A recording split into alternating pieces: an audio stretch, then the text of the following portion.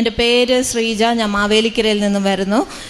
എൻ്റെ അമ്മയ്ക്ക് 2020 ക്യാൻസർ സ്ഥിരീകരിക്കുകയും അതിന് വേണ്ടിയിട്ട് അതിനായിട്ടാണ് ഞാനിവിടെ ആദ്യമായിട്ട് വന്ന് ഉടമ്പടി എടുക്കുന്നത്.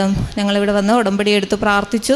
നേർച്ച വസ്തുക്കളൊക്കെ വാങ്ങി ഞങ്ങൾ ട്രീറ്റ്മെൻറ്റിനായിട്ട് RCCയിലേക്ക് പോവുകയും ചെയ്തു. അപ്പോൾ അമ്മയ്ക്ക് റേഡിയേഷൻ ഉള്ളത് കൊണ്ട് ഞങ്ങൾക്ക് അവിടെ താമസിക്കേണ്ടിയിരുന്നു. അപ്പോൾ ഞങ്ങൾ ആദ്യം താമസിച്ചെടുത്ത് ഞങ്ങൾക്ക് ഉടമ്പടി മെഴുകുതിരി കത്തിച്ച് പ്രാർത്ഥിക്കാനുള്ള ഞങ്ങൾക്ക് സാഹചര്യമുണ്ടായിരുന്നു. പിന്നെ ഞങ്ങൾക്ക് കോവിഡ് ആയതുകൊണ്ട് ഞങ്ങൾ ആദ്യം താമസിച്ചെടുത്തു നിന്ന് ഞങ്ങൾക്ക് മാറേണ്ടി വന്നു. പിന്നെ പോയത് ഞങ്ങളൊരു വാർഡിലേക്കാണ്. അപ്പോൾ അവിടെ ഞങ്ങൾക്ക് മെഴുകുതിരി കത്തിച്ച് പ്രാർത്ഥിക്കാനുള്ള സാഹചര്യമൊന്നും ഉണ്ടായിരുന്നില്ല. എന്നാലും ഞങ്ങൾ പ്രാർത്ഥിച്ചു. ബൈബിള് വായിക്കുമായിരുന്നു ഞാൻ. അപ്പം അമ്മയ്ക്ക് 29 റേഡിയേഷനായിരുന്നു ഉണ്ടായിരുന്നത്. അപ്പം സാധാരണഗതിയിൽ ഒരു 15 റേഡിയേഷനൊക്കെ എടുക്കുമ്പോൾ തന്നെ തൊണ്ട പൊട്ടുകയും ട്യൂബ് ഇടുകയൊക്കെ വരുമായിരുന്നു. പക്ഷേ എൻ്റെ അമ്മയ്ക്ക് 29 റേഡിയേഷനും നല്ല രീതിയിൽ എടുത്ത് ചെറിയൊരു പൊള്ളൽ, പുറത്തെ സ്കിന്നിന് മാത്രം ഒരു പൊള്ളൽ ഏൽക്കുക മാത്രമാണ് ചെയ്തത്. ആ സമയത്ത് പൂർണ്ണ ലോക്ക്ഡൗൺ ആയിരുന്നു. അപ്പം നമുക്ക് വീട്ടിൽ നിന്ന് ആർക്കും അങ്ങോട്ട് വരാനോ ഇങ്ങോട്ട് പോകാനോ ഒന്നും പറ്റാത്തൊരു സാഹചര്യം. അപ്പം ഞങ്ങൾ താമസിച്ച സ്ഥലത്ത് നിന്ന് തന്നെ റേഡിയേഷൻ എല്ലാം കഴിഞ്ഞപ്പോൾ അവർ തന്നെ അവിടുത്തെ കാറിൽ ഞങ്ങളെ വീട്ടിൽ സുരക്ഷിതമായി ഞങ്ങളെ എത്തിക്കുകയും ചെയ്തു. എന്നിട്ട് അമ്മ വന്ന് ഒരാഴ്ചക്കുള്ളിൽ തന്നെ എൻ്റെ അമ്മയ്ക്ക് എരിവുള്ള കറിയോടുകൂടി ഭക്ഷണം കഴിക്കാൻ സാധിച്ചു. കാരണം സാധാരണഗതിയിൽ ഇത്രയും റേഡിയേഷൻ എടുത്തവർക്കൊന്നും പെട്ടെന്ന് ഭക്ഷണം കഴിക്കാൻ സാധിക്കത്തില്ല. അങ്ങനെ വലിയ കൃപ ലഭിച്ചു. ഇത്രയും വലിയ അനുഗ്രഹങ്ങളൊക്കെ ലഭിച്ചത് ഞാൻ എൻ്റെ രണ്ടാമത്തെ ഉടമ്പടി എടുത്തപ്പോഴാണ് എനിക്ക് ആദ്യം ലഭിച്ച ഈ അമ്മയുടെ അനുഗ്രഹങ്ങൾ എല്ലാം എനിക്ക് മനസ്സിലായത്. കാരണം രണ്ടാമത്തെ ഉടമ്പടി എടുത്തപ്പോഴാണ് സാക്ഷ്യങ്ങൾ കേൾക്കുന്നതും അതിലൂടെയാണ് അമ്മ മാതാവ് യേശുപ്പ ഞങ്ങളെ എത്രത്തോളം കൈപിടിച്ച് നടത്തിയെന്നുള്ളത്, എത്രത്തോളം അനുഗ്രഹവും കൃപയും ഞങ്ങൾക്ക് ലഭിച്ചെന്നുള്ളത് ഞങ്ങൾക്ക് മനസ്സിലായത്. അങ്ങനെ ഞാൻ രണ്ടാമത് ഉടമ്പടി എടുക്കുന്നത് 2020 ഒക്ടോബറിലാണ്. ഹസ്ബൻഡിൻ്റെ രോഗസൗഖ്യത്തിന് വേണ്ടിയിട്ടായിരുന്നു. ഹസ്ബൻഡിന് രോഗസൗഖ്യം ഞാനിവിടെ വന്ന് സാക്ഷ്യപ്പെടുത്തതാണ്. പിന്നെ അടുത്തതായിട്ട് എനിക്ക് സാക്ഷ്യപ്പെടുത്താനുള്ളത് എൻ്റെ സഹോദരൻ്റെ കുഞ്ഞാണിത്. ഈ കുഞ്ഞിൻ്റെ രോഗസൗഖ്യത്തെയും എൻ്റെ രോഗസൗഖ്യത്തെയും എൻ്റെ മകളുടെ രോഗസൗഖ്യത്തെയും ഒക്കെ കുറിച്ച് പറയാനാണ് ഞാനിപ്പോൾ നിൽക്കുന്നത്. എൻ്റെ സഹോദരൻ്റെ കുഞ്ഞ് 3.5 വയസ്സുണ്ടായിരുന്ന ആ സമയത്ത് കുഞ്ഞിന് സംസാരിക്കത്തില്ല. എന്നുവെച്ചാൽ ഒരു അച്ഛനെ വിളിക്കുന്ന അക്ക എന്ന് മാത്രമാണ്. അങ്ങനെ ഒരു വാക്ക് മാത്രമേ കുഞ്ഞിങ്ങനെ പറയത്തുള്ളൂ. അപ്പോൾ എൻ്റെ വീട്ടിൽ കൊണ്ടുവരും. കുഞ്ഞ് കൊല്ലത്താണുള്ളത്. ഞാൻ താമസിക്കുന്ന മാവേലിക്കര. അപ്പോൾ എൻ്റെ വീട്ടിൽ ഞാൻ ഇടയ്ക്ക് കൊണ്ടുവരുന്ന സമയത്ത് ഞാനിവിടെ കൊണ്ടുവന്ന് കുഞ്ഞിനെ പ്രാർത്ഥിക്കുകയും നേർച്ച വസ്തുവായ തൈലം കുഞ്ഞിൻ്റെ നാവിൽ തൊട്ട് പ്രാർത്ഥിക്കുകയും എല്ലാ ദിവസവും കുഞ്ഞു കൂടെ ഉള്ളപ്പോഴെല്ലാം ഞാനത് സമർപ്പിച്ച് പ്രാർത്ഥിക്കുകയൊക്കെ ചെയ്തതിൻ്റെ ഫലമായിട്ട് കുഞ്ഞുങ്ങൾ വാക്കുകൾ പറയാൻ തുടങ്ങി. ഒത്തിരി വാക്കുകൾ പറയാൻ തുടങ്ങി. അതിനുശേഷം അവൾ നല്ല ആക്റ്റീവായി തുടങ്ങി. അവൾ ആക്റ്റീവ് അല്ലായിരുന്നു ഒട്ടും. കുഞ്ഞ് ആക്റ്റീവായി തുടങ്ങി. പിന്നെ അവൾ സെൻറ്റൻസുകൾ പറയാൻ തുടങ്ങി. ഇപ്പം അത്യാവശ്യം നല്ല രീതിയിൽ സംസാരിക്കുന്നുണ്ട്. കുറച്ച് ക്ലാരിറ്റിയുടെ ഒരു പ്രശ്നമുള്ളൂ. അത് പൂർണ്ണമായിട്ട് മാറുമെന്ന് ഞാൻ ഉറച്ചു വിശ്വസിക്കുന്നു. അതാണ് എൻ്റെ ഒരു സാക്ഷ്യം. പിന്നെ എൻ്റെ മകൾക്ക് മോഷൻ പോകുമ്പോൾ ബ്ലീഡിങ് ഉണ്ടായിരുന്നു. അപ്പോൾ ഒരു 2-3 തവണ ബ്ലീഡിങ് വന്നപ്പോൾ മോളിങ്ങനെ എന്നെ മോൾ ഹോസ്റ്റലിലാണ്, വിളിച്ച് പറഞ്ഞു ഇങ്ങനെ. അപ്പോൾ ഞങ്ങൾ നേരെ വന്നു മോളെ ഇവിടെ കൊണ്ടുവന്ന് പ്രാർത്ഥിച്ചത്. ഞങ്ങൾ എന്തുണ്ടെങ്കിലും ആദ്യം ഇവിടെ വന്ന് മാതാവിൻ്റെ അടുത്ത് പ്രാർത്ഥിച്ചതിന് ശേഷമേ ഹോസ്പിറ്റലിലായാലും എന്തിനായാലും ഒരു എക്സാം ഉണ്ടെങ്കിലും ആദ്യം ഇവിടെ വന്ന് പ്രാർത്ഥിച്ചതിന് ശേഷം ഞങ്ങൾ അതിനെല്ലാം പോകാറുള്ളൂ. അപ്പോൾ മോളെ ഇവിടെ കൊണ്ടുവന്ന് പ്രാർത്ഥിച്ചതിന് ശേഷം ഞങ്ങൾ പോയി ഡോക്ടറെ കാണുകയും ഡോക്ടറെ ടെസ്റ്റ് ചെയ്തിട്ട് കുഴപ്പമൊന്നുമില്ല, ടെസ്റ്റ് ചെയ്തിട്ട് മരുന്നുകൾ തന്നു. അപ്പോൾ ഞങ്ങൾ ഈ മരുന്ന് വാങ്ങിയില്ല, ഇവിടെ വന്ന് പ്രാർത്ഥിച്ചു. മോള് വീട്ടിലുള്ള സമയത്ത് മോളുടെ വയറ്റിൽ ഞാൻ വിശുദ്ധ തൈലം തൂത്ത് പ്രാർത്ഥിക്കുകയും മോളില്ലാത്ത സമയത്ത് മോളെ സമർപ്പിച്ച് ഞാൻ എൻ്റെ വയറ്റിൽ സമർപ്പിച്ച് പ്രാർത്ഥിച്ചതിൻ്റെയൊക്കെ ഫലമായിട്ട് ആ ബ്ലീഡിങ് പിന്നെ ഇന്നേതുവരെയ്ക്കും അവൾക്ക് അങ്ങനെ ഒരു ബുദ്ധിമുട്ടുണ്ടായിട്ടില്ല. പിന്നെ അടുത്തതായിട്ട് എനിക്ക് ലെഫ്റ്റ് ബ്രസ്റ്റിൽ ഒരു മുഴയുണ്ടായിരുന്നു. അപ്പോൾ അത് കുറച്ച് നാളായിട്ടേ ഉണ്ട്. അതെനിക്ക് അറിയാമായിരുന്നു. ഞാൻ ഉടമ്പടിയിലൊക്കെ ആയതുകൊണ്ട് അത് അത്ര വലിയ കാര്യമായിട്ട് എടുത്തതുമില്ല. ഉടമ്പടിയിലാണല്ലോ, ഞാൻ അമ്മയിൽ സമർപ്പിച്ചിട്ടുണ്ടല്ലോ, അതെല്ലാം അമ്മ നോക്കിക്കോളൂ എന്നുള്ള പൂർണ്ണ ബോധ്യത്തിൽ തന്നെ ഞാൻ അങ്ങനെ ഇരുന്നു. പക്ഷേ എനിക്ക് ഇങ്ങനെ കുറച്ച് കഴിയും തോറും എനിക്കൊരു വേദനയും ഒക്കെ അനുഭവപ്പെട്ടു. അപ്പം അത് അമ്മയ്ക്ക് അറിയാമായിരുന്നു. അപ്പോൾ അമ്മയുടെ നിർബന്ധത്തിൽ ഡോക്ടറെ കാണണം നമ്മ വാശി പിടിച്ചു. അങ്ങനെ ഞാൻ എന്തായാലും ഡോക്ടറെ കാണാൻ തീരുമാനിച്ചു. അങ്ങനെ ഡോക്ടറെ സർജനെ കണ്ടപ്പോൾ സർജൻ സ്കാൻ ചെയ്യാനായിട്ട് എഴുതി തന്നു. അപ്പോൾ സ്കാൻ ചെയ്യാനായിട്ട് പോകുമ്പോഴെല്ലാം ഞാൻ എല്ലാ ദിവസവും ഞങ്ങൾ ഈ വിശുദ്ധ തൈലവും ഉപ്പും തേനും എല്ലാം ഞങ്ങൾ ഉപയോഗിക്കും. അപ്പോൾ സ്കാനിങ്ങിന് പോയപ്പോഴും ഞാൻ ഈ തൈലം എല്ലാം തൂത്ത് തന്നെയാണ് സ്കാനിങ്ങിന് കയറിയത്. അപ്പം സ്കാൻ ചെയ്ത് സ്കാനിൻ്റെ റിപ്പോർട്ട് വന്നപ്പോൾ ഒരു മുഴയല്ല അതുകൂടാതെ വേറെ മുഴയുണ്ട്. പക്ഷേ എനിക്കത് ഫീൽ ചെയ്തിട്ടൊന്നുമില്ല. വേറെ മുഴയുണ്ട്. അത് അവർക്കൊരു സംശയമുണ്ട്. അത് ബയോപ്സിക്ക് അയക്കണമെന്നുള്ളൊരു ഇമ്പ്രഷനോട് കൂടി എൻ്റെ സ്കാൻ റിസൾട്ട് തന്നു. അങ്ങനെ സർജനെ കാണിച്ചപ്പോൾ സർജറി ചെയ്യാമെന്ന് പറഞ്ഞു. അങ്ങനെ സർജറിക്ക് അഡ്മിറ്റായി. സർജറി ചെയ്തു.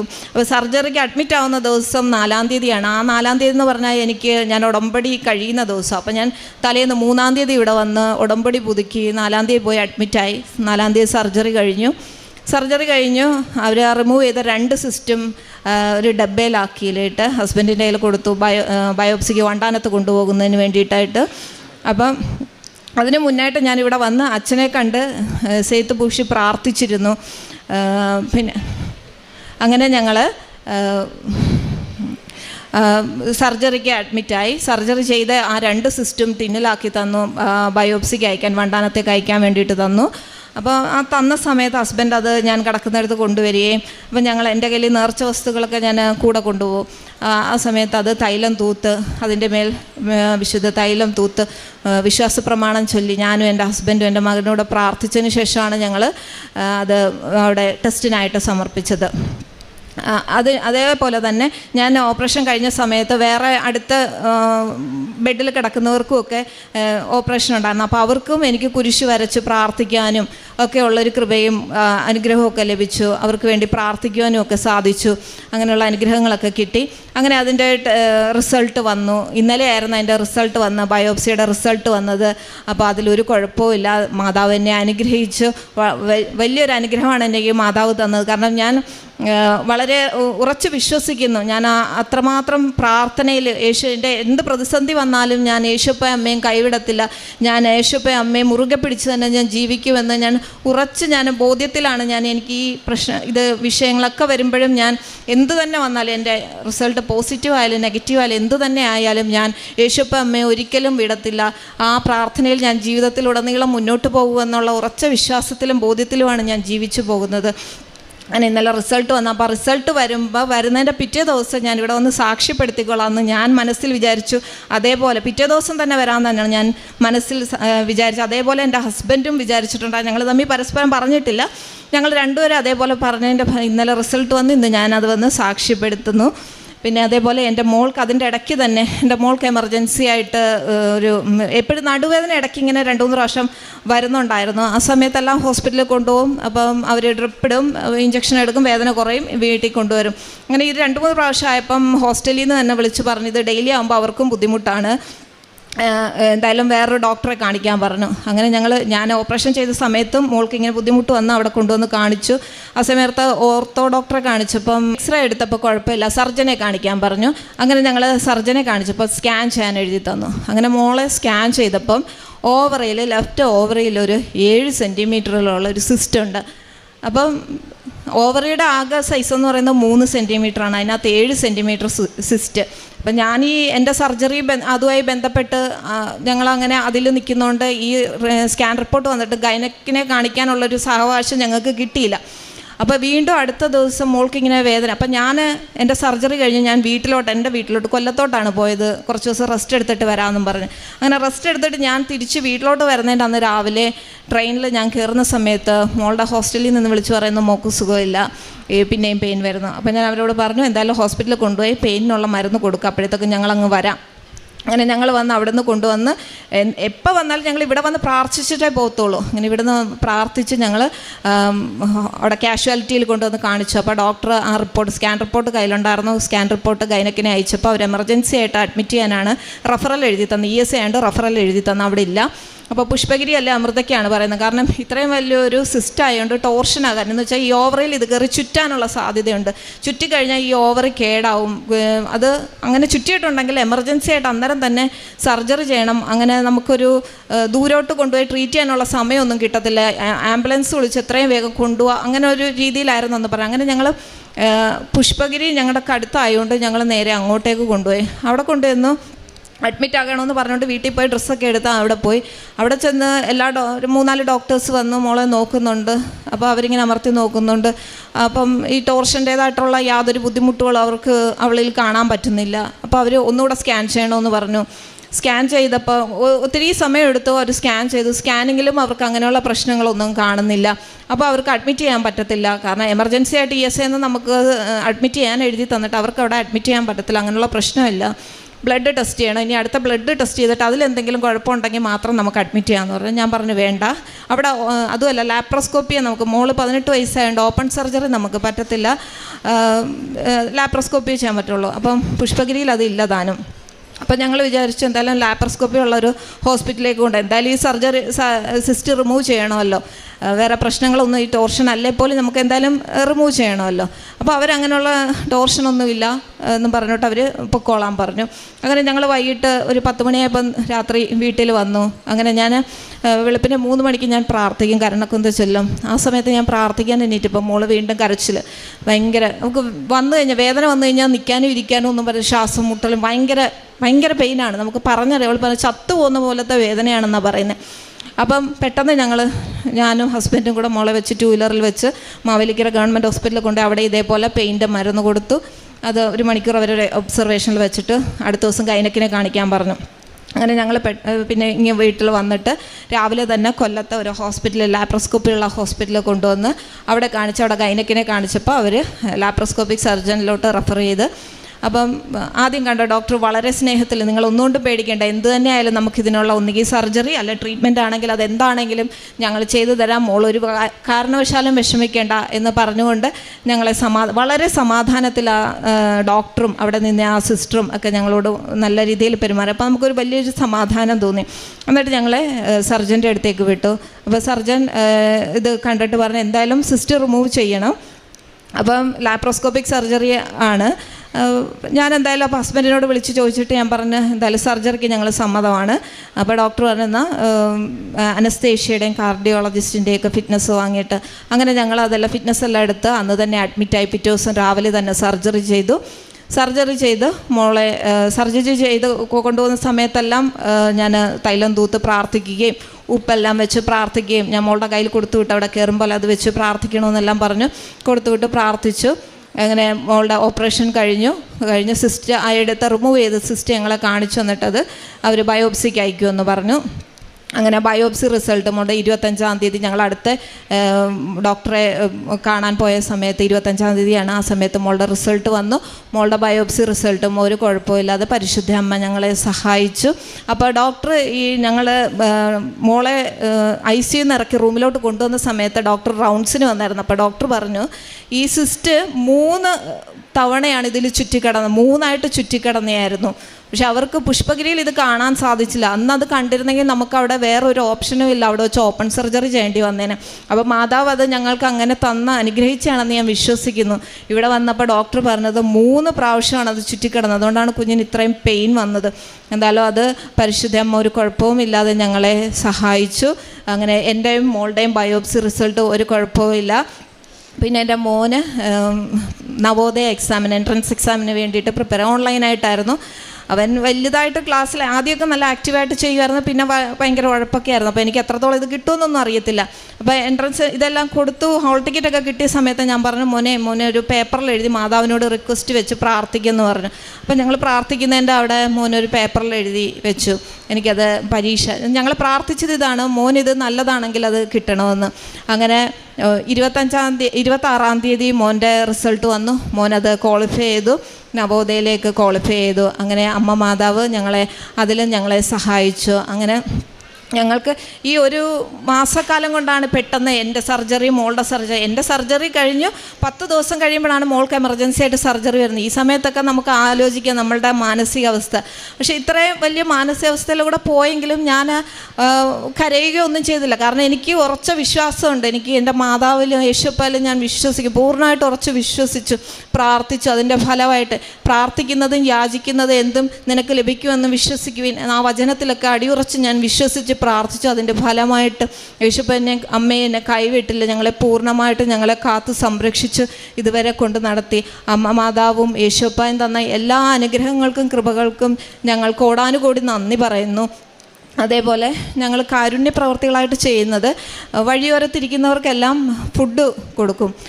ഫുഡ് വീട്ടിൽ വെച്ച് തന്നെ കഴിവതും ഞങ്ങൾ വീട്ടിൽ വെച്ച് നല്ല ഭക്ഷണം കൊണ്ടുവന്ന് എല്ലാവർക്കും എത്തിച്ചു കൊടുക്കും. വഴിയേരിയിലിരിക്കുന്നവർക്കെല്ലാം കൊടുക്കും. പിന്നെ ആശുപത്രിയിൽ സന്ദർശിച്ച് പാവപ്പെട്ട രോഗികൾക്ക് ഞങ്ങളാൽ കഴിയുന്ന രീതിയിൽ, ഞങ്ങൾ വലിയ സാമ്പത്തികമുള്ളവരല്ല, പക്ഷേ എന്നാലും ഞങ്ങളാൽ കഴിയുന്ന രീതിയിൽ ഞങ്ങൾക്ക് അവരെ സഹായിക്കുവാനും അവരുടെ കാര്യങ്ങൾ കേൾക്കുവാനും ഒക്കെയുള്ള അനുഗ്രഹവും കൃപയും ലഭിച്ചു.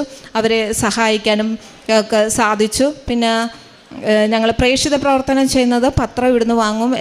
ഹസ്ബൻഡ് എല്ലാ ആഴ്ചയിലും വന്ന്, ഹസ്ബൻഡിന് എന്നെക്കാട്ടിയും വലിയ വിശ്വാസമാണ് ഹസ്ബൻഡ് എല്ലാ ആഴ്ചയിലും ഇവിടെ വന്ന് 3-4 കെട്ട് പത്രം വാങ്ങിക്കൊണ്ടുപോകും. ഞങ്ങൾ രണ്ടുപേരുടെ പുഷ്പഗിരി ഹോസ്പിറ്റലിൽ കൊണ്ടുപോകും. ഹോസ്പിറ്റലിൽ അവിടെ ഇരിക്കുന്ന എല്ലാ പേഷ്യൻസിനും അവരുടെ കൂടെ ഉള്ളവർക്കുമൊക്കെ കൊടുത്ത് പ്രാർത്ഥിച്ച്, അപ്പോൾ അവിടെ ഒരു ചാപ്പലുണ്ട്, എല്ലാവർക്കും കൊടുത്തു കഴിഞ്ഞിട്ട് ഞങ്ങൾ ആ ചാപ്പലിൽ വന്നിട്ട് പ്രാർത്ഥിക്കും. ആ ഹോസ്പിറ്റലിൽ കിടക്കുന്ന എല്ലാ രോഗികളെയും സമർപ്പിച്ച് പ്രാർത്ഥിച്ച് അവിടെ ബൈബിളുണ്ട്, ആ ബൈബിളും ഒക്കെ വായിച്ചതിന് ശേഷമാണ് ഞങ്ങൾ അവിടെ നിന്ന് ഇറങ്ങുന്നത്. പിന്നെ എൻ്റെ ആത്മീയ ജീവിതത്തിൽ എനിക്ക് വന്ന മാറ്റം എന്ന് പറഞ്ഞാൽ, ഞാൻ പ്രാർത്ഥിക്കാത്തൊരു വ്യക്തിയായിരുന്നു. എൻ്റെ പ്രാർത്ഥിക്കാത്ത ദിവസങ്ങളും എനിക്ക് വളരെ ജീവിതത്തിൽ ഒത്തിരി നാളുണ്ടായിരുന്നു. പക്ഷേ അതിൽ നിന്നെല്ലാം മാറി ഞാനിപ്പോൾ പ്രാർത്ഥനയിൽ വളരെയേറെ എനിക്ക് ഉയരങ്ങളിലെത്താൻ സാധിച്ചു. കാരണം യേശുപ്പയുടെ അമ്മയോട് എനിക്ക് ഒത്തിരി അടുക്കാൻ സാധിച്ചു. യേശുപ്പ എന്ന് വിളിക്കാൻ തന്നെ എനിക്കൊരു വലിയ കൃപ ലഭിച്ചു. കാരണം ഞാൻ ഇങ്ങനെയൊന്നും ആയിരുന്നില്ല. ഞാൻ പ്രാർത്ഥന എന്ന് വെച്ചാൽ രാവിലത്തെയും വൈകിട്ടത്തെയും പ്രാർത്ഥന അത് മുടങ്ങാതെ ചൊല്ലും. പിന്നെ കൊന്ത ചൊല്ലും. രാവിലെ വെളുപ്പിനെ 3 മണിക്ക് കരുണക്കൊന്ത ചൊല്ലും, വൈകിട്ട് 3 മണിക്ക് കരുണക്കൊന്ത ചൊല്ലും. പിന്നെ മറ്റുള്ള പ്രാർത്ഥനകൾ ഇതെല്ലാം എനിക്ക് നല്ല കൃപയോടെ ചൊല്ലാനും മറ്റുള്ളവർക്ക്, പിന്നെ കൊന്ത ചൊല്ലുന്ന സമയത്ത് ഓരോ ദിവ്യരഹസ്യങ്ങളിലും ഒത്തിരിയും വരെ സമർപ്പിച്ച് എല്ലാ രോഗികളെയും പലവിധ വിഷമതകൾ അനുഭവിക്കുന്ന എല്ലാ മക്കളെയും സമർപ്പിച്ച് പ്രാർത്ഥിക്കാനുള്ള കൃപ ലഭിച്ചു. അത് ഞാൻ വലിയൊരു അനുഗ്രഹമായിട്ട് കരുതുന്നു. കാരണം മറ്റുള്ളവർക്ക് വേണ്ടി പ്രാർത്ഥിക്കുക എന്ന് പറയുന്നത് നമുക്ക് ചെയ്യാൻ പറ്റുന്ന ഏറ്റവും വലിയൊരു കാര്യമാണ്. അങ്ങനെയുള്ള വലിയൊരു അനുഗ്രഹവും കൃപയും എനിക്ക് ദൈവം എൻ്റെ ജീവിതത്തിൽ തന്നു. അതേപോലെ പ്രാർത്ഥനയുടെ പ്രാധാന്യത്തെക്കുറിച്ച് മറ്റുള്ളവർക്ക് പറയാൻ, അതൊക്കെ കുറഞ്ഞു നിൽക്കുന്നവരിൽ എനിക്കത് പറയാനും ദൈവം എനിക്കറിയാവുന്ന ബൈബിൾ വചനത്തിലൂടെയൊക്കെ അവരെ അത് ബോധ്യപ്പെടുത്താനും അങ്ങനെയുള്ള കൃപയൊക്കെ എനിക്കത് അത്ഭുതമായിട്ടാണ് തോന്നുന്നത്. ഞാനിങ്ങനെയൊക്കെ എനിക്ക് പറയാൻ സാധിക്കുമോ എന്നൊക്കെയുള്ള അങ്ങനെയുള്ള കൃപയൊക്കെ എനിക്ക് ലഭിച്ചു. ഇതെല്ലാം യേശുപ്പയുടെ അമ്മയുടെ അനുഗ്രഹത്താലാണെന്ന് ഞാൻ ഉറച്ചു വിശ്വസിക്കുന്നു. പിന്നെ എൻ്റെ ഹസ്ബൻഡിന് കിട്ടിയ ഒരു സൗഖ്യം അത് ഹസ്ബൻഡ് തന്നെ പറയും. എൻ്റെ മാതാവിനും ഈശോപ്പായ്ക്കും കോടാനുകോടി നന്ദി. എൻ്റെ പേര് ടിജു എന്നാണ്. ഞാൻ സ്ഥലം മാവേലിക്കരയാണ്. എനിക്ക് പ്രോസ്റ്റേറ്റിന് ക്യാൻസർ വന്ന ഒരാളാണ്. ഞാൻ ഇവിടെ വന്ന് ഉടമ്പടി എടുത്ത് പ്രാർത്ഥിച്ചതിൻ്റെ ശേഷം മാത്രമാണ് ചികിത്സയിൽ പോകാൻ സാധിച്ചത്. ഒരിക്കലും അവിടെ ധ്യാനം നടക്കുന്ന സമയമാണ്, അത് ചൊവ്വാഴ്ചകളിൽ. അപ്പോൾ ഞാൻ പോയി ഡോക്ടറെ കാണാൻ വേണ്ടിയിട്ട് ചീട്ടെടുത്ത ഒരാളാണ്. അപ്പോൾ എനിക്ക് മനസ്സിൽ തോന്നിയത് ചികിത്സ കൊണ്ട് ഒരു പരിധിയിൽ കൂടുതൽ മുന്നോട്ട് പോകാൻ സാധിക്കത്തില്ല എന്ന് തോന്നുകയും ഞാൻ അവിടെ നിന്ന് നേരെ അച്ഛൻ്റെ ധ്യാനത്തിലേക്കാണ് വന്നത്. ഞാൻ വന്നിവിടെ ഏറ്റവും പുറകിലാണ് നിൽക്കുന്നത്. അന്ന് ഒത്തിരി ആളുണ്ട്. അപ്പോൾ ആ സമയത്ത് അവിടെ നിന്ന് പ്രാർത്ഥിക്കുകയും അച്ഛൻ്റെ രോഗസൗഖ്യ പ്രാർത്ഥനയിൽ എൻ്റെ വയറിനടുത്ത് ഭയങ്കരമായിട്ടൊരു തണുപ്പ് വന്ന് അനുഭവപ്പെടുകയും ചെയ്തു. അങ്ങനെ ഞാൻ അന്ന് പോയി. അന്ന് എനിക്കിത് ഈ രോഗസൗഖ്യം കിട്ടുന്നതാണെന്നൊന്നും എനിക്ക് വ്യക്തമായി അറിയാത്തൊരാളാണ്. അത് കഴിഞ്ഞിട്ട് ഞാൻ പിന്നെ പോയിട്ടാണ് ഡോക്ടറെ കാണുന്നത്, അന്നേ ദിവസം തന്നെ ഉച്ച കഴിഞ്ഞിട്ട്. അത് കഴിഞ്ഞ് ഞാൻ വീട്ടിൽ ചെല്ലുമ്പോൾ ഒരു യൂറിൻ പാസ് ചെയ്ത സമയത്ത് ഒരു ബ്ലഡ് പോലെ വരികയും അതിലൊരു എന്തോ ഒരു വസ്തു പുറത്തേക്ക് പോവുകയും ചെയ്യുന്നതായിട്ട് കാണാൻ സാധിച്ചു. അപ്പോൾ ഞാനതൊന്നും അത്ര കാര്യമാക്കിയില്ല. ഇടയ്ക്കിടയ്ക്ക് ഞാൻ ബ്ലഡ് പോകുമായിരുന്നു. പിന്നീട് ഞാൻ പോയി ചികിത്സ തുടങ്ങുന്ന സമയത്ത് ഇവിടെ ഒരു മരുന്നും കഴിക്കുന്നതിന് മുമ്പ് എൻ്റെ PSA വാല്യൂ 39 പക്ഷേ ചികിത്സ തുടങ്ങുമ്പോൾ അവരൊന്നുകൂടി PSA ടെസ്റ്റ് ചെയ്യുമ്പോൾ 26 അത് കുറഞ്ഞു. അങ്ങനെ 3 മാസം കഴിഞ്ഞപ്പോൾ എൻ്റെ PSA വാല്യൂ 4 താഴെയായി. ഇപ്പോഴെനിക്ക് 0.020 അതിൻ്റെ വാല്യൂ നിൽക്കുന്നത്. അപ്പോൾ അതിനോടൊപ്പം തന്നെ ഇതിനിടയ്ക്ക് ഒരു ദിവസം എനിക്ക് ബ്ലീഡിങ് വരികയും, അപ്പോൾ ഈ റേഡിയേഷൻ എടുത്ത സമയത്ത് ഞാൻ ഒറ്റ ദിവസം പോലും എന്നെ മാതാവ് ഒരു ഹോസ്പിറ്റലിൽ കിടത്താനുള്ള ഇതുണ്ടായിട്ടില്ല. ഞാൻ എല്ലാ ദിവസവും സ്വന്തമായി വണ്ടി ഓടിച്ചു പോയിട്ട് ഞാൻ സ്വന്തമായിട്ട് തന്നെയാണ് ഹോസ്പിറ്റലിൽ പോയി തിരികെ വരികയും അത് 12 മണിക്ക് തിരിച്ചു വന്നാൽ എനിക്കൊരു കൺസ്ട്രക്ഷൻ വർക്കാണ്, ഞാൻ സൈറ്റിലേക്ക് പോവുകയാണ് ചെയ്യാറുള്ളത്. ഇതുവരെയും അതേ രീതിയിൽ തന്നെ ഞാൻ തുടരുകയും ചെയ്യുന്നുണ്ട്. അതുകൊണ്ട് ഒരു ദിവസം പോലും നമുക്ക് ഇത്രയും ചൂടുള്ള സമയത്ത് ഞാൻ 2 വീലറിലാണ് ഇവിടെ മാതാവിനെ കാണാൻ വന്നുകൊണ്ടിരിക്കുന്നത്. ഈ കഴിഞ്ഞ ദിവസവും ഞാൻ വന്നിരുന്നു ഇവിടെ. ഇപ്പോൾ ഇവിടുന്ന് ഒരു 65 കിലോമീറ്റർ ദൂരമുണ്ട് എൻ്റെ വീട്ടിലേക്ക്. അവിടെ നിന്ന് ഞാൻ തുടങ്ങുന്ന ഈശോയെ വിളിക്കാൻ തുടങ്ങിയാൽ ഇവിടെ വരെ വിളിക്കും, ഇവിടുന്ന് തിരിച്ച് അവിടെ വരെയും വിളിക്കും. അപ്പോൾ ആ ഒരു രീതിയിൽ പോയത് കൊണ്ടായിരിക്കാം എനിക്ക് ഈ ഒരു രീതിയിലും മറ്റൊരു സർജറിയെ ഞാൻ ഇവിടെ വന്ന് പ്രാർത്ഥിച്ചപ്പം മാതാവിനോട് പറഞ്ഞത് എൻ്റെ ശരീരത്തിലൊരു കത്തി വെക്കാനുള്ള ഇടയുണ്ടാകരുത്, അങ്ങനെയെങ്കിൽ അടുത്ത വർഷത്തെ ജപമാലയിൽ ഞാൻ പങ്കെടുത്തുകൊള്ളാമെന്ന് പറഞ്ഞിരുന്നു. ഈ പ്രാവശ്യത്തെ ജപമാലയിൽ ഞങ്ങൾ കുടുംബത്തോടെ പങ്കെടുക്കുകയും മാതാവ് ഞങ്ങളെ അനുഗ്രഹിക്കുകയും ചെയ്തു. ഒത്തിരിയും രോഗസൗഖ്യങ്ങൾ ഞങ്ങൾക്ക് പല തവണയായി കിട്ടിയിട്ടുണ്ട്. പക്ഷേ ഓരോ സമയത്തും ഞങ്ങൾ അച്ഛൻ പറയുന്നത് പോലെ കഷ്ടതകൾ വരുമ്പം വിട്ടുപോകാതെ ഞങ്ങൾ പിന്നെയും പിന്തുടരുന്നത് കൊണ്ടായിരിക്കാം ഇപ്പോൾ ഞങ്ങളെ ഈ സന്തോഷത്തിൽ ഇവിടെ നിലനിർത്തുന്നതെന്ന് ഉറച്ച് വിശ്വസിക്കുന്നു. ഞങ്ങളെല്ലാ സ്ഥലങ്ങളിലും രോഗികളെ കാണുകയും രോഗസൗഖ്യത്തിന് വേണ്ടി അവരോട് പ്രാർത്ഥിക്കുകയും അവരൊക്കെ ഇവിടെ വരികയും ചെയ്യുന്നുണ്ട്. മറ്റൊരു കാര്യമെന്ന് പറഞ്ഞാൽ അച്ഛൻ പറയുന്നത് പോലെ ഈ പത്ര വിതരണമാണ്. അതെനിക്ക് ഒരു രോഗസൗഖ്യം അങ്ങനെ കിട്ടുകയും ചെയ്തിട്ടുണ്ട്. എനിക്ക് രണ്ടാമത് ഈ ചൂട് സമയത്ത് പിന്നെ ഒരു ദിവസം ബ്ലീഡിങ് കണ്ടു. അങ്ങനെ ഡോക്ടറെ കാണാൻ ഞാൻ പോയ സമയത്ത് ഡോക്ടർ ഒരു ഗുളിക തന്നിട്ട് പറഞ്ഞു, ഇത് തീരെ നിവർത്തിയില്ലെങ്കിൽ മാത്രം കഴിക്കണം, അല്ലെങ്കിൽ ഇത് കഴിക്കരുതെന്ന് പറഞ്ഞു. അപ്പോൾ എനിക്ക് തോന്നി ഇതെന്തോ ബുദ്ധിമുട്ടുണ്ടാക്കുന്ന ഗുളികയാണ്, അപ്പോൾ അതുകൊണ്ട് ഞാൻ കഴിച്ചില്ല. അതിൻ്റെ പിറ്റേ ദിവസം ഒന്നുകൂടി ഡോക്ടറെ ചെന്ന് കണ്ടു. അപ്പോൾ പുള്ളി പറഞ്ഞു വേറൊരു ഡോക്ടർക്ക് എഴുതി തന്നു. അപ്പോൾ ആ ഡോക്ടറെ കാണാൻ വേണ്ടി ഇരിക്കണമെങ്കിൽ 2:30 മണി സമയമാവും. ഞാൻ 9:30 അവിടെ ചെന്ന ആളാണ്. അപ്പം മോളും ഞാനും ഉണ്ട്. അപ്പം 2:30 പറ്റുള്ളൂ എന്ന് പറഞ്ഞപ്പോൾ ഞങ്ങളോട് വെയിറ്റ് ചെയ്തു. അപ്പോൾ ആ സമയത്ത് എൻ്റെ കയ്യിൽ എപ്പോഴും ഈ പത്രം കാണും. അപ്പോൾ ഞാൻ ഈ പത്രം കൊണ്ട് അവിടെ ടൗണിലും ഹോസ്പിറ്റലിലും ഒക്കെ പോയി കൊടുത്തിട്ട് തിരിച്ചു വന്ന സമയത്ത് ഞാൻ അവിടെ ഇരിക്കുന്ന സമയത്ത് ഈ ഡോക്ടർ വന്നു. 2:30 ആയപ്പോൾ അപ്പം നേഴ്സ് പറഞ്ഞു ഡോക്ടർ വന്നിട്ടുണ്ട്, നമുക്ക് പോയി കാണാമെന്ന് പറഞ്ഞു. അപ്പോൾ ഞാൻ എന്നെ കൂട്ടി ഡോക്ടറുടെ അടുത്തേക്ക് പോയി. ഞാൻ ഈ ക്യാമറയുടെ അത്രയും ദൂരം എത്തിയപ്പോൾ ഈ ഡോക്ടർ അവിടെ നിന്നീച്ചങ്ങ് പോയി. അദ്ദേഹം ഓപ്പറേഷൻ തിയേറ്ററിനകത്തോട്ട് കയറിപ്പോയി. അപ്പോൾ ആ നേഴ്സ് പറഞ്ഞു പുള്ളി ഇറങ്ങി വന്നിട്ട് കാണാമെന്ന് പറഞ്ഞു. ആ ഇരിപ്പ് ഞാൻ അവിടെ ഇരുന്ന് 5:30 മണി വരെ ഇരുന്നു.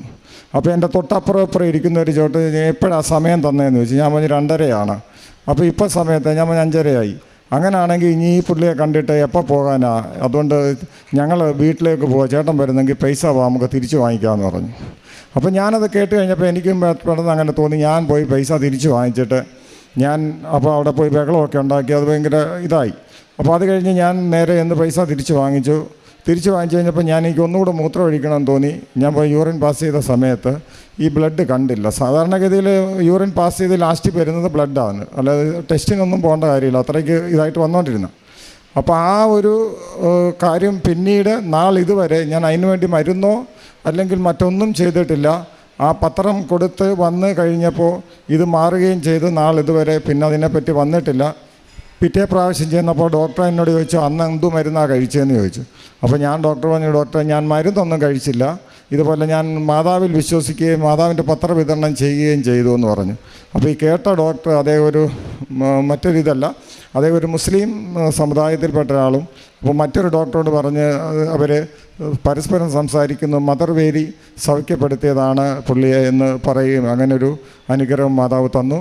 എല്ലാ അനുഗ്രഹങ്ങൾക്കും കൃപകൾക്കും ഈശോയ്പയും മാതാവിനോടും കോടാനുകോടി നന്ദി അർപ്പിക്കുന്നു. എനിക്ക് പറയാനുള്ളത്, ഞാൻ 45 വർഷമായിട്ട് ഞാനൊരു ഹിന്ദുവിനെയാണ് കല്യാണം കഴിച്ചത്. 45 വർഷമായിട്ട് ഞാൻ ഹിന്ദുവായിട്ട് ജീവിച്ച ഒരാളാണ്. പക്ഷേ ഞാൻ എനിക്ക് ഭയങ്കര കർത്താവിനോട് കൂടി ജീവിക്കണമെന്നുള്ള ആഗ്രഹവും എനിക്ക് ഒരുപാട് നാളായിട്ട് എനിക്കുണ്ടായിരുന്നു. പക്ഷേ ഇപ്പം എൻ്റെ മോളാണ് ആദ്യമേ ഉടമ്പടി എടുത്തത്. അത് കാരണം കൊണ്ട് എനിക്ക് കർത്താവിൽ ആശ്രയം വയ്ക്കാനും പള്ളിയിൽ തിരിച്ചു ചേരാനും കുമ്പസാരിക്കാനും കുർബാന എടുക്കാനും എൻ്റെ മോളും ഞങ്ങളുമെല്ലാം ആത്മീയമായിട്ട് ഒരുപാട് ഞങ്ങൾക്ക് ഈശോയിൽ വളരുവാൻ ഞങ്ങളെ ദൈവം സഹായിച്ചു. അമ്മയ്ക്കും മാതാവിനും കോടാനുകോടി നന്ദി ഞങ്ങൾ പറയും. ലൂക്കായുടെ വിശുദ്ധ സുവിശേഷം 2-ാം അധ്യായത്തിൽ 31 തിരുവചനം അരുളി ചെയ്യുന്നുണ്ട്, സകല ജനതകൾക്കും വേണ്ടി അങ്ങൊരുക്കിയിരിക്കുന്ന രക്ഷ എൻ്റെ കണ്ണുകൾ കണ്ടു കഴിഞ്ഞു. അത് വിജാതീയർക്ക് വെളിപാടിൻ്റെ പ്രകാശവും അവിടുത്തെ ജനമായ ഇസ്രായേലിൻ്റെ മഹിമയുമാണ്. ശ്രീജ എന്ന ഈ മകള് തൻ്റെ കുടുംബത്തോടൊപ്പം ഇവിടെ വന്ന് തങ്ങളുടെ ജീവിതത്തിൽ ദൈവം ഇന്ന് ചൊരിഞ്ഞ എല്ലാ കൃപകൾക്കും ഇവിടെ വന്ന് ഈശോയെയും അമ്മയെയും കാണാതെ ഞങ്ങൾ ഒരിടത്തേക്കും പോകില്ല. എന്ത് കാര്യമുണ്ടെങ്കിലും അത് മക്കളുടെ കാര്യമായാലും പരീക്ഷയായാലും തങ്ങൾക്ക് പോയി ഡോക്ടറിനെ കാണേണ്ട രോഗകാരണമാണെങ്കിലും എന്ത് വന്നാലും ആദ്യം വന്ന് ഇവിടെ വന്ന് അമ്മയെ കാണും, ഈശോയോട് കാര്യങ്ങൾ പറയും. എനിക്ക് അമ്മയെയും ഈശോയെയും, അതായത് ഈശോ അപ്പ എന്നൊന്ന് വിളിക്കാൻ, അമ്മേ മാതാവേ എന്നൊന്ന് വിളിക്കാനൊക്കെ എനിക്ക് കഴിയുന്നത് അത് വലിയ കൃപയായിട്ടാണ് ഞാൻ കാണുന്നത് എന്നൊക്കെയാണ് ശ്രീജ ഇവിടെ പങ്കുവയ്ക്കുക. ഒത്തിരിയേറെ കാര്യങ്ങൾ ഈ മക്കൾ പറഞ്ഞു. വർഷങ്ങളായിട്ട് തങ്ങളുടെ ജീവിതത്തിൽ സംഭവിച്ച പല കാര്യങ്ങൾ, അത് രോഗസൗഖ്യമുണ്ട്, തൻ്റെ അമ്മയുടെ കാര്യമുണ്ട്, തൻ്റെ മകളുടെ കാര്യമുണ്ട്, തൻ്റെ തന്നെ കാര്യമുണ്ട്, ഹസ്ബൻഡിൻ്റെ രോഗസൗഖ്യം ആ മകൻ തന്നെ ഇവിടെ പങ്കുവെച്ചു. ഇതിനൊക്കെ തങ്ങൾക്ക് കഴിഞ്ഞത് ഇന്ന് ഈ ഉടമ്പടിയിലൂടെ മാത്രമാണെന്ന് പറയുകയാണ്. ദൈവത്തെ സ്നേഹിക്കുന്നവർക്ക്, അവിടുത്തെ പദ്ധതി അനുസരിച്ച് വിളിക്കപ്പെട്ടവർക്ക് സകലവും നന്മയ്ക്കായി പരിണമിപ്പിക്കുന്നു. റോമാക്കാർക്ക് എഴുതിയ ലേഖനം 8-ാം അധ്യായം 28-ാം തിരുവചനം അതാണ് നമ്മോട് പറയുക. ഇന്ന് തങ്ങളുടെ ജീവിതത്തിൽ ക്രിസ്തു ആരാണ്, പരിശുദ്ധ അമ്മ ആരാണ്, തങ്ങൾക്കത് പൂർണ്ണമായും മനസ്സിലായി. ഇനിയൊരു ജീവിതമുണ്ടെങ്കിലും അതെല്ലാം ഈശോയോട് കൂടി മാത്രമേ ഉള്ളൂ എന്നുള്ളതൊക്കെയാണ് ഇന്ന് ഈ കുടുംബം ഇവിടെ വന്ന് സാക്ഷ്യപ്പെടുത്തുക. പ്രാർത്ഥന എന്ത് പറഞ്ഞാൽ തനിക്ക് അറിയില്ലായിരുന്നു, ഇന്ന് താൻ പ്രാർത്ഥിക്കാൻ പഠിച്ചു.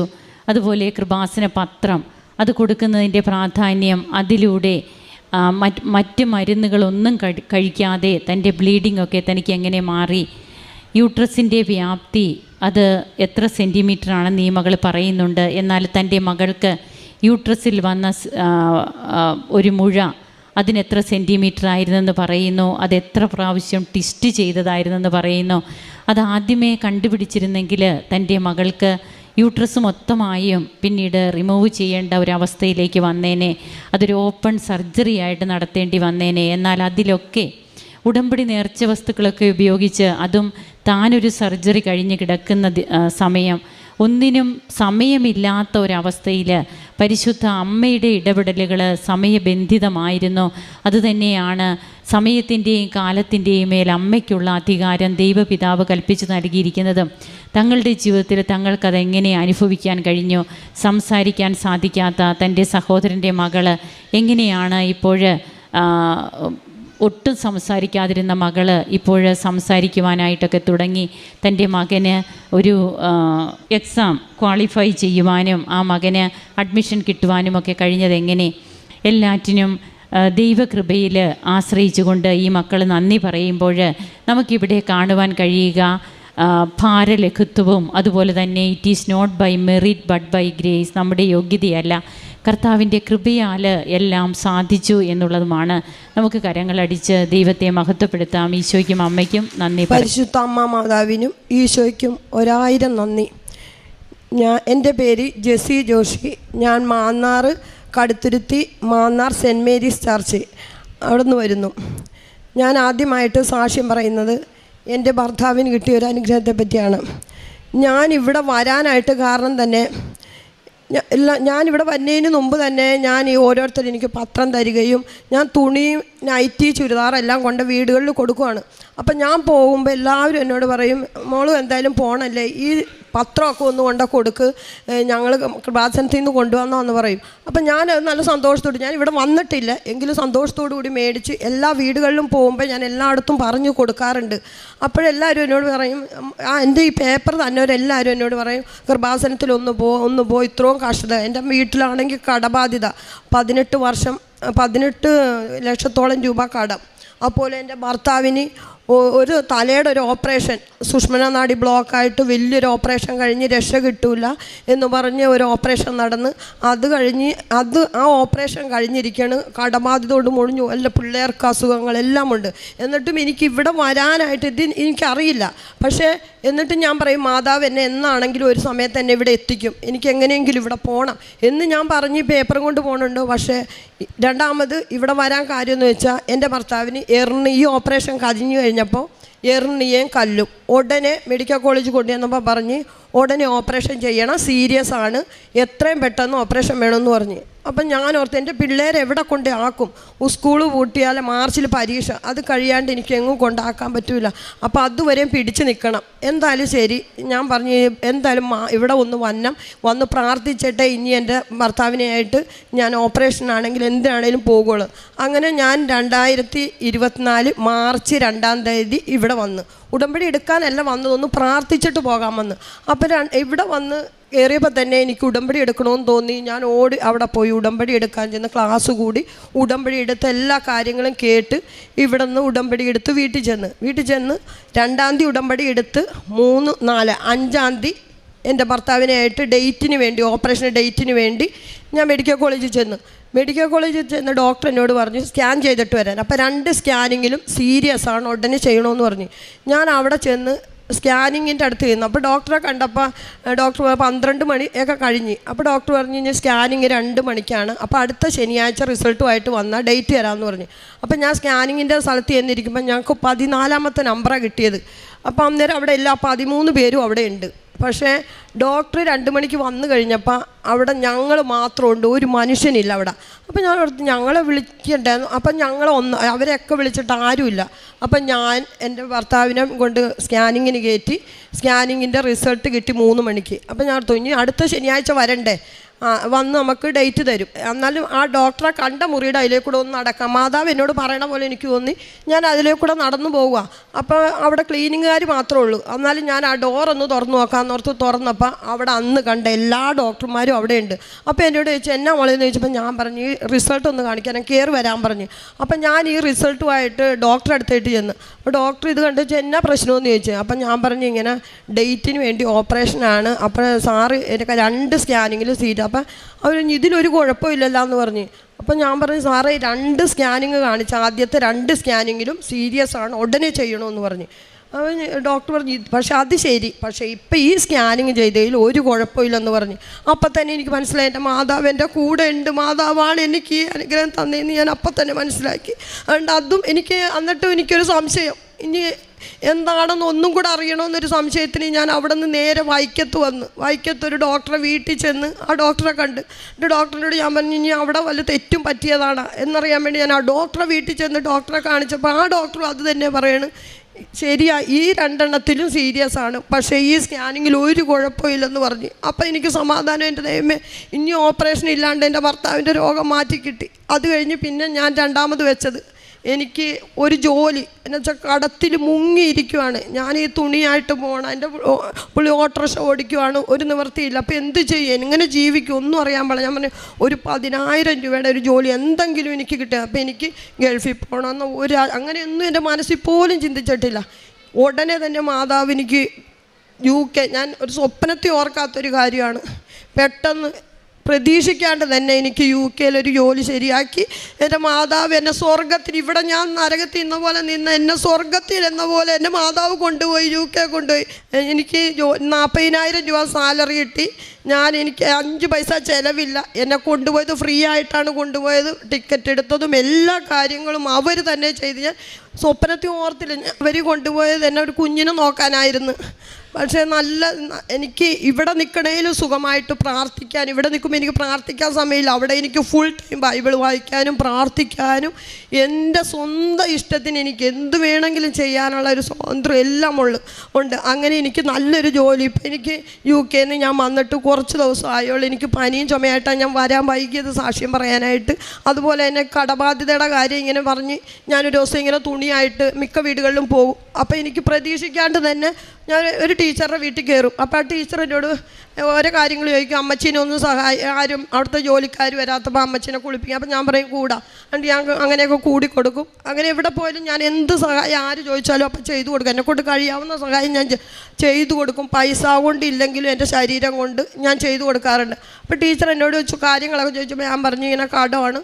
അതുപോലെ ടീച്ചർ ഒന്നും എന്നെ അറിയോ പോലുമില്ല. 2 ലക്ഷം രൂപ ടീച്ചർ എൻ്റെ കൈയിട്ടെടുത്ത് വെച്ച് വന്നിട്ട് പറഞ്ഞ് കൊണ്ട് ബാങ്കിൽ അടച്ചോളാൻ പറഞ്ഞാൽ ടീച്ചർ ഞാൻ സ്വപ്നത്തിൽ ഓർക്കാത്ത കാര്യങ്ങൾ തന്നെ മാതാവ് ഈ ആദ്യ ഉടമ്പടിയിൽ തന്നെ ഞാൻ എടുത്ത് ഉടമ്പടിയിൽ തന്നെ എനിക്ക് സാധിച്ചു തന്ന കാര്യങ്ങളാണ് ഞാൻ പറയണത്. ആദ്യം ഞാൻ ഇവിടെ വന്നപ്പോൾ ഇങ്ങനെ ഒന്നും പ്രതീക്ഷിച്ചു പോലുമില്ല.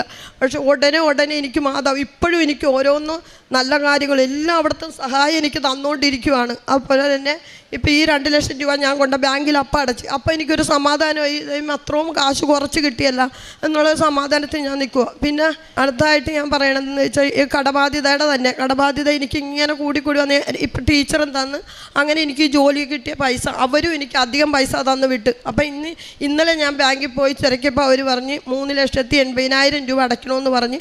അപ്പോൾ അവിടെ കരഞ്ഞു പറഞ്ഞപ്പോൾ അവരും 50,000 രൂപ കുറച്ച് തന്ന്. അപ്പോഴും 2,80,000 രൂപ അവിടെ അടയ്ക്കണമെന്ന് അവർ പറഞ്ഞു. പക്ഷേ ഞാൻ വീട്ടിൽ എൻ്റെ 2 ലക്ഷം ഉണ്ട്. അപ്പോൾ വീട്ടിൽ വന്നപ്പോൾ 80,000 രൂപ എവിടെ നിന്ന് കിട്ടും എന്നോർത്ത് നിന്നപ്പോൾ ഇന്നലെ ചേട്ടൻ്റെ കൂട്ടുകാരൻ വിളിച്ചേച്ചും പറഞ്ഞ് എന്തായെന്ന് ചോദിച്ചപ്പോൾ ഞാൻ പറഞ്ഞു ഇങ്ങനെ 80,000 വന്ന് ഇന്ന് എൻ്റെ അക്കൗണ്ടിലേക്ക് 80,000 രൂപ ഞാൻ ഇട്ട് തന്നേക്കാം എന്നും പറഞ്ഞ് അതും ഞങ്ങൾക്ക് സാധിച്ചു തന്ന്. പിന്നെ ഞാൻ കാരുണ്യ പ്രവർത്തികൾ ചെയ്യണമെന്ന് വെച്ച് ഞാൻ അവിടെ പോയെങ്കിലും എൻ്റെ ഭർത്താവും പിള്ളേരും ഓരോ അനാഥാലയങ്ങളിലൊക്കെ പോവുകയും അതൊക്കെ വേണ്ട കാര്യങ്ങളൊക്കെ ചെയ്യും. ഞാൻ പോണതിന് മുമ്പ് തന്നെ മെഡിക്കൽ കോളേജിൽ കൊണ്ട പത്രം മേടിച്ച് എത്ര രാത്രിയാണ് ഞാൻ പെട്ടെന്ന് എനിക്കെല്ലാം റെഡിയായത് എങ്കിലും ഞാൻ ആ രാത്രി തന്നെ ഇവിടെ നിന്ന് വന്ന് പത്രം മേടിച്ചുകൊണ്ട് പോയി മെഡിക്കൽ കോളേജിലുള്ളവർക്ക് എനിക്ക് കിട്ടിയ അനുഭവങ്ങളെല്ലാം പറഞ്ഞ് തന്നെ എല്ലാവർക്കും സന്തോഷത്തോടു കൂടിയാണ് ഞാൻ കൊടുത്തത്. അങ്ങനെ എന്നെക്കൊണ്ട് പറ്റാവുന്ന കാര്യങ്ങളെല്ലാം ഞാൻ ചെയ്യുന്നുണ്ട്.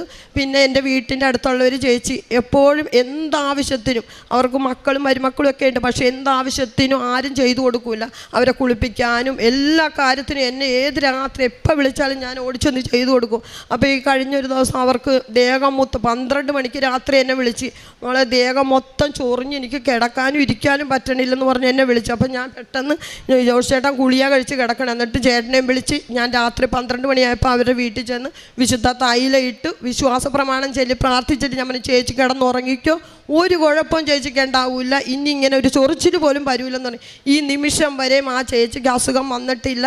ആ ചേച്ചി ഇപ്പോഴും എന്നും എന്നോട് പറയും, എന്നോട് പ്രാർത്ഥിക്കാൻ പറയും. അതുപോലെ ഞാൻ UK പോയിട്ടാണെങ്കിലും അവരുടെ വീട്ടിൽ ഫംഗ്ഷനോ എന്തെങ്കിലും നടക്കുമ്പോൾ മലയാളികളെല്ലാവരും വരുമ്പോൾ അവർക്കൊക്കെ വേണ്ടി ഞാൻ അവരോടെല്ലാം ഞാൻ എനിക്ക് പറയാൻ പറ്റുന്ന എനിക്ക് കിട്ടിയ അനുഭവങ്ങൾ പറയുകയും അവർ എന്നെ വിളിച്ച് ഓരോ കൊച്ചുങ്ങൾക്കും വയ്യായിക എന്ന് തലയ്ക്കൊക്കെ ഓപ്പറേഷൻ ചെയ്ത് ഓക്സിജൻ മാത്രം ഉപയോഗിച്ച് കിടക്കുന്ന ഒരു കൊച്ചുണ്ട്. ആ കൊച്ചിന് അവരുടെ കൂട്ടുകാരൻ്റെ കൊച്ചാണ്. എന്നിട്ടും എന്നെ അവിടെ കൊണ്ടുപോയി അവരുടെ വീട്ടിൽ കൊണ്ടുപോയി ഞാൻ ആ കൊച്ചിന് വേണ്ടി പ്രാർത്ഥിക്കും, വിശുദ്ധ തൈലം തേച്ച് പ്രാർത്ഥിക്കും, എല്ലാം ചെയ്ത് ആ കൊച്ചു ഇപ്പം നല്ല സുഖമായിട്ടിരിക്കണം. അങ്ങനെ എന്നെക്കൊണ്ട് പറ്റാവുന്ന എല്ലാ കാര്യങ്ങളും ഞാൻ ചെയ്യുന്നുണ്ട്. ഇനിയും ഉടമ്പടിയിലൂടെ മുന്നോട്ട് പോകുവാനാണ് എനിക്ക് ആഗ്രഹം. അതുപോലെ തന്നെ എൻ്റെ കൊച്ചു ഇപ്രാവശ്യം 10ാം ക്ലാസ്സിൽ പരീക്ഷ എഴുതിയേക്കുവാണ്. അപ്പോൾ അവൻ പഠിക്കും ഒരുമാതിരി, എങ്കിലും ഈ പ്രാവശ്യത്തെ പരീക്ഷ ഭയങ്കര പാടാണ്. അപ്പോൾ എന്നോട് വന്നിച്ചു. അപ്പം ഞാൻ എന്നും ഉപ്പും തൈലും ഞാൻ ഇല്ലായിരുന്നു ഇവിടെ. അപ്പം ഞാൻ പറഞ്ഞു മോനെ നീ ഉപ്പും ഇതെല്ലാം കൊണ്ടുപോകണം, എന്നിട്ട് പേപ്പറിൽ ഇടണം, അന്നേരം എല്ലാം ഓർമ്മ കിട്ടും, കാശ് രൂപം കൊണ്ടുപോകണം. കൊച്ചതെല്ലാം കൊണ്ടുപോയി. അപ്പോൾ കഴിഞ്ഞ പരീക്ഷയ്ക്ക് അവന് പാടായിരുന്നു, അവനൊന്നും എഴുതാണ്ട് ഇങ്ങനെ ഇരുന്നു. അപ്പോൾ സാറ് പെട്ടെന്ന് വന്നേച്ചും പറഞ്ഞെന്ന് പറഞ്ഞ് എന്തെങ്കിലും അറിയണയൊക്കെ എഴുതി വെച്ചോളാൻ പറഞ്ഞു, പാടാണെങ്കിൽ എന്തെങ്കിലും എഴുതി വെച്ചോ. അവൻ പറഞ്ഞു ഞാൻ എല്ലാം എഴുതി മമ്മി. ആ നിമിഷം തൊട്ട് ഞാൻ പെട്ടെന്ന് എഴുതാൻ തുടങ്ങി. പക്ഷേ എഴുതി കഴിഞ്ഞ് പുറത്ത് വന്ന് നോക്കിയപ്പോൾ ഞാൻ എഴുതിയതെല്ലാം ശരിയായിരുന്നു, എനിക്കൊന്നും അറിയില്ലായിരുന്നു. പക്ഷെ മാതാവ് എല്ലാം എൻ്റെ കുഞ്ഞിന് പരീക്ഷയ്ക്കെല്ലാം നന്നായിട്ട് എഴുതാനുള്ളൊരു അനുഗ്രഹം അവന് കൊടുത്ത്. അങ്ങനെ എൻ്റെ കുടുംബം ഇപ്പോൾ സന്തോഷിച്ച്. ഞാൻ കരഞ്ഞു നടന്ന ഞാനാണ്. പക്ഷേ ഇതൊരിക്കലും ഇനി മുന്നോട്ടുള്ള എൻ്റെ ജീവിതം മൊത്തം ഉപവാസത്തിലും ഞാൻ ഉപവാസം മുടങ്ങിയിട്ടില്ല. ഞാൻ ഇവിടെ ഉടമ്പടി എടുത്ത അന്ന് തുടങ്ങി ഈ നിമിഷം വരെ ഉപവാസത്തോടും പ്രാർത്ഥനയോടും കൂടെയാണ് ഞാൻ പോയേക്കണേ. എനിക്ക് അവിടെ ചെന്നിട്ട് ഞായറാഴ്ച മാത്രം പള്ളിയിൽ പോകാൻ പറ്റിയിട്ടുള്ളൂ. പക്ഷേ ആ ഞായറാഴ്ച ദിവസം ദിവസങ്ങളിൽ ഞാൻ പള്ളിയിൽ പോകും. പക്ഷേ ഇവിടെ ഉണ്ടായിരുന്നപ്പോൾ ഞാൻ പള്ളിയിൽ പോകും, എല്ലാ കാര്യവും ഞാൻ ചെയ്യാറുണ്ട്. ഇനി മുന്നോട്ട് എൻ്റെ കുടുംബം ഉടമ്പടിയിലൂടെ മാത്രം മുന്നോട്ട് പോവുകയുള്ളൂ. അത് ഞാൻ തിരുക്കുമാരനും മാതാവിനും ഞാൻ 1000 കോടി നന്ദി പറയുന്നു. ഇനിയും നിങ്ങളുടെ എല്ലാവരുടെയും പ്രാർത്ഥന ഞങ്ങൾക്ക് വേണം. ഞാൻ എല്ലാവർക്കും വേണ്ടി, ഞാനും എൻ്റെ കുടുംബവും പ്രാർത്ഥിക്കും. ഞാൻ എല്ലാവർക്കും വേണ്ടി ഇപ്പോഴും പ്രാർത്ഥിക്കണം. ഇപ്പം ഞാൻ എനിക്ക് വേണ്ടി പ്രാർത്ഥിക്കാറില്ല, മറ്റുള്ളവർക്ക് വേണ്ടിയാണ് കൂടുതൽ സമയവും ഞാൻ പ്രാർത്ഥിക്കുന്നത്. എന്നാന്ന് വെച്ചാൽ എൻ്റെ ആവശ്യങ്ങൾ മാതാവ് അറിഞ്ഞു തന്നുണ്ട്. അപ്പോൾ പിന്നെ ഞാനൊന്നും ചോദിക്കണില്ല. അപ്പോൾ അതുകൊണ്ട് മാതാവ് ഞാൻ ഇപ്പം എല്ലാം ഇവിടെ ഇരിക്കുന്ന എല്ലാവർക്കും വേണ്ടി ഞാൻ പ്രാർത്ഥിക്കുന്നുണ്ട്. എന്നെപ്പോലെ എല്ലാവർക്കും സാക്ഷ്യം പറയാൻ കഴിയട്ടെ എന്ന് ഞാൻ മാതാവിനോട് തൃക്കുമാരനോട് ഞാൻ പറയുന്നു. എനിക്ക് ഈ അനുഗ്രഹം തന്ന മാതാവിനും ഈശോയ്ക്കും ഞാൻ 1000 നന്ദി പറയുന്നു. ജെറമിയ 29:11 കർത്താവ് അരുളി ചെയ്യുന്നു, നിങ്ങളെക്കുറിച്ചുള്ള പദ്ധതി എൻ്റെ മനസ്സിലുണ്ട്, നിങ്ങളുടെ നാശത്തിനല്ല ക്ഷേമത്തിനുള്ള പദ്ധതിയാണത്, നിങ്ങൾക്ക് ശുഭമായ ഭാവിയും പ്രത്യാശയും നൽകുന്ന പദ്ധതി. ജെസ്സി ജോഷി എന്ന ഈ സഹോദരി ഉടമ്പടി ജീവിതത്തിലൂടെ ലഭിച്ച വലിയ ദൈവാനുഭവങ്ങളെ നമ്മുടെ മുമ്പിൽ പങ്കുവയ്ക്കുകയായിരുന്നു. അത്ഭുതകരമായ അനുഭവങ്ങൾ, സമയച്ചുരുക്കത്തിൻ്റെ അമ്മ, അസാധ്യമെന്ന് കരുതുന്ന ഓരോ കാര്യവും എത്ര നിസ്സാരമായി ഉടമ്പടിയിലുള്ള വിശ്വസ്തതയ്ക്ക് ഈ കുടുംബത്തിന് ദാനമായി നൽകിയെന്ന് ഓരോ സാക്ഷ്യപ്പെടുത്തലിലും ആവർത്തിച്ച് സഹോദരി പങ്കുവയ്ക്കുന്നുണ്ട്. ആദ്യം സഹോദരന് പറഞ്ഞ ഗുരുതരമായ ഒരു ഓപ്പറേഷനാണ്. ഹെർണിയയും കിഡ്നിയും കൂടി ചേർന്നിരിക്കുന്നതിൻ്റെ ഒരു ഓപ്പറേഷൻ വേഗം ചെയ്തു മാറ്റണം, അത് ഗുരുതരമായ ആരോഗ്യ പ്രശ്നങ്ങൾ ഉണ്ടാക്കുമെന്ന് പറഞ്ഞ വിഷയമായിരുന്നു. 2 തവണ സ്കാനിങ്ങിലും ഒരേ റിപ്പോർട്ട് തന്നെയാണ് വന്നത്. ഉടമ്പടി എടുത്തതിന് ശേഷം ഉടമ്പടി തൈലം പൂശി പ്രാർത്ഥിക്കുകയും ഉടമ്പടി ഉപ്പ് ഉള്ളിൽ സേവിക്കുകയും ചെയ്തതിന് ശേഷം ഓപ്പറേഷൻ തീയതി എടുക്കുന്നതിന് വേണ്ടി ആശുപത്രിയിൽ ചെന്ന് സ്കാൻ ചെയ്യുമ്പോൾ ആ സ്കാനിങ് ചെയ്യുന്ന അവസരത്തിൽ തന്നെ അമ്മയുടെ പ്രത്യേകമായ ഇടപെടലുകളെ കുടുംബം സാക്ഷ്യപ്പെടുത്തുന്നു. 14ാമത്തെ വ്യക്തിയായി ചെല്ലുന്നു. എന്നാൽ സ്കാനിങ്ങിന് ആദ്യത്തെ വ്യക്തിയായി കയറുന്നു. അതുകൊണ്ട് അടുത്ത പിറ്റേ ശനിയാഴ്ചത്തേക്ക് അവർ ഡോക്ടറെ കാണുവാൻ നിർദ്ദേശം കൊടുക്കുന്നു. എന്നാൽ അമ്മ മാതാവ് ഉള്ളിൽ തോന്നിച്ചതനുസരിച്ച് ഡോക്ടറെ കണ്ട ഇടങ്ങളിലൂടെ നടന്നു പോകുമ്പോൾ ചാരിക്കിടന്നൊരു മുറി തുറക്കുമ്പോൾ അവിടെ ഒരു യോഗം നടക്കുന്നു. അവിടെ കണ്ട 2-3 ഡോക്ടർമാരുണ്ടായിരുന്നു. അവർ സ്നേഹത്തോടു കൂടി അകത്തേക്ക് വരുവാൻ ആവശ്യപ്പെടുകയും റിപ്പോർട്ട് കാണിക്കുമ്പോൾ ഇതിൽ യാതൊരു കുഴപ്പവുമില്ല, സന്തോഷത്തോടെ മടങ്ങാൻ ആവശ്യപ്പെടുകയും ചെയ്യുന്നു. സമയച്ചുരുക്കത്തിൻ്റെ അമ്മ എല്ലാ കാര്യങ്ങളും ചുരുക്കിയെടുക്കുകയാണ്. ആ ടെസ്റ്റ് ചെയ്യുന്ന സമയം ചുരുക്കി കൊടുത്തു. 14ാമത് നിന്നത് 1ാമതാക്കി കൊടുത്തു. അടുത്ത ശനിയാഴ്ച എന്ന് പറഞ്ഞത് ആ ദിവസം തന്നെ 1 മണിക്കൂർ കഴിയുമ്പോൾ ഡോക്ടറെ കാണാനുള്ള അവസരം ശരിയാക്കി കൊടുത്തു. അപകടകരമായ അവസ്ഥയെന്ന രോഗത്തെക്കുറിച്ച് പറഞ്ഞത് പൂർണ്ണമായ സൗഖ്യത്തിലേക്ക് മാറിയതിൻ്റെ ആ വെളിപ്പെടുത്തലും ആ ദിവസം തന്നെ കുടുംബത്തിന് നൽകുകയാണ്. അതിൽ ആശ്ചര്യപ്പെട്ടിട്ടും അത് ഡോക്ടർമാർക്ക് എന്തെങ്കിലും കുഴപ്പമുണ്ടായോ എന്ന് പരിശോധിക്കുവാൻ മറ്റൊരു ഡോക്ടറെ പോയി കാണുന്നു. അവിടുന്നും അത് തന്നെ കൺഫർമേഷനായി കിട്ടുന്നു. പൂർണ്ണ സൗഖ്യം, പൂർണ്ണ ആരോഗ്യമുണ്ട്, ഒരു ഓപ്പറേഷൻ വേണ്ട എന്ന ആ കാര്യത്തിലേക്ക് കുടുംബത്തെ കൊണ്ടുവന്നെത്തിക്കുന്നു. അതാണ് ആദ്യം പങ്കുവെച്ച സാക്ഷ്യം. രണ്ടാമത്തത് 18 ലക്ഷം രൂപയുള്ള വലിയ കടബാധ്യത വീട്ടുവാനാവാതെ ജപ്തിയുടെ വക്കിലെത്തി ജപ്തി നടത്തുമെന്ന രീതിയിൽ എത്തിയിരിക്കുന്ന ബാങ്കിൻ്റെ സാഹചര്യങ്ങൾ.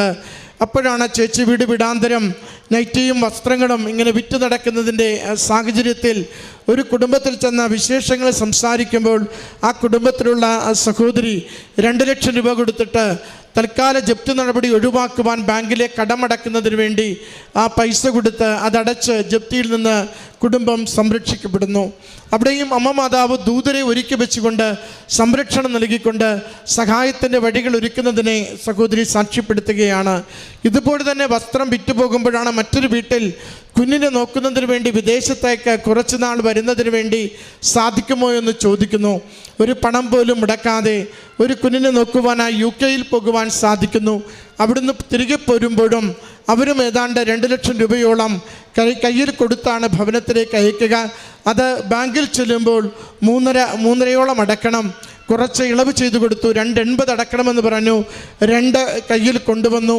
80 രൂപ ഇന്ന് മറ്റൊരു കുടുംബം സഹായിക്കാമെന്നേറ്റു. അങ്ങനെ വീണ്ടും കടബാധ്യതയ്ക്ക് അമ്മ മാതാവിലൂടെ തന്നെ അസാധ്യമെന്ന് കരുതിയത് വീണ്ടും അടച്ചു തീർക്കുവാനുള്ള വഴികൾ തുറന്നു കൊടുക്കുന്നു.